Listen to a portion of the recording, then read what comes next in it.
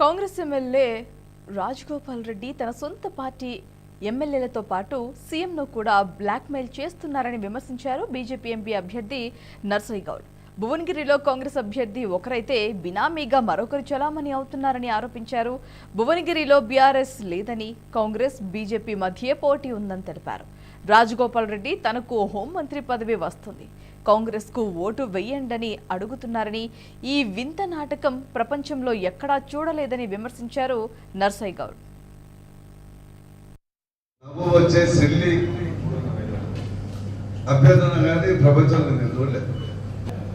ఒకవైపు మేము చాలా వీరులం శూరులం అని చెప్తారు, పదవుల కనుక వస్తాయి ఎంతటి వాళ్ళని కాళ్ళు పట్టుకోవడానికి సిద్ధంగా ఉన్నారు. ఇదే రాజగోపాల్ రెడ్డి యొక్క చరిత్ర.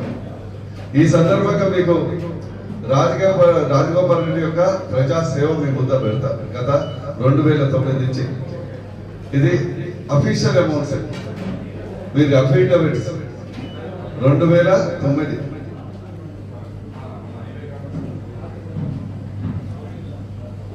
2014 ఎంపీగా చేసినప్పుడు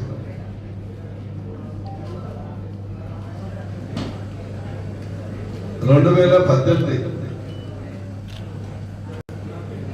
మధ్యలో ఎమ్మెల్సీ కూడా ఒకసారి చేశారు. 2023 వారు ఇప్పటి వరకు ఒకసారి ఎంపీ గెలిచాడు, ఒకసారి ఎమ్మెల్యేగా నా చేతిలో ఓడిపోయాడు, తర్వాత ఎమ్మెల్సీగా ఒకసారి గెలిచాడు, ఎమ్మెల్యేగా ఒకసారి గెలిచాడు, ఎమ్మెల్యేగా ఒకసారి ఓడిపోయాడు. ప్రస్తుతం కాంగ్రెస్ గాలిలో వారు గెలవడం జరిగింది.